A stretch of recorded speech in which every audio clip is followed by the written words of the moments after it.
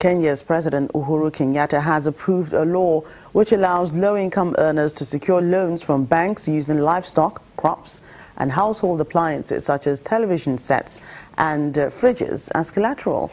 The law aims to boost the economy by making it easier for women, young people and small-scale farmers to get loans. Many women struggle to get loans in the country because they do not own property. Last month, Zimbabwe's Finance Minister Patrick Chinamasa said he wanted a similar law to promote financial inclusion and give greater access to credit to those excluded under the current system. But bankers have raised concerns about the definition of assets, most of which are susceptible to rapid depreciation in value. Finally on the program, Egypt's annual urban consumer price inflation hit a 3-decade high in April. This puts more pressure on the government to lower prices before the Muslim fasting month of Ramadan begins at the end of May. At the moment, the cost of living has reached a record rate in Egypt, hitting a 30-year high in April. Annual urban inflation rose in April to 31.5% from 30.9% in March, the highest since June 1986, when it reached 35.1%. For many Egyptians, buying meat and poultry comes at a prohibitive price, forcing many to live on a vegetarian diet.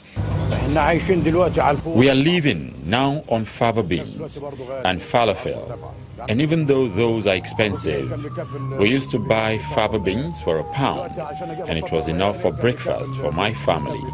And now, breakfast costs £2 or £3, and then falafel for another £5. The annual urban consumer price inflation has put increased pressure on the government to lower prices before the holy month of Ramadan begins at the end of May. Food demand usually grows during Ramadan because of heavy consumption following the dawn to sunset fast.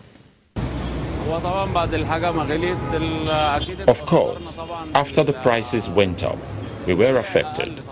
Businesses became slower because some prices went up by 100%. Others by 70%.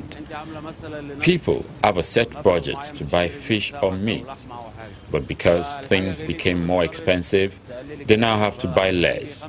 Instead of buying 5, they buy 3 or 2 kilos.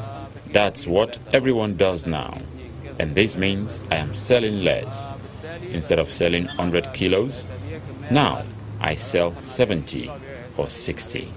Imports-dependent Egypt abandoned its currency peg to the US dollar on November the 3rd, and since then the currency has depreciated roughly by half, causing prices of goods to soar. There are many classes whose living standards have gotten worse, and I don't know how they are coping. There used to be commodities that were suitable for poor people, like beans and lentils. Now everything is equal in how expensive it is. If a poor family wants to cook a meal, they spend not less than £100. Egypt's central bank raised interest rates to 3% when it floated the pound in November in an effort to fight price pressure. But inflation is expected to keep rising as the government pushes on with more economic reforms. The Central Bank's Monetary Policy Committee is due to meet on May 21st to discuss interest rates. That's Network Africa. Thank you for watching. I'm Joke Rogers.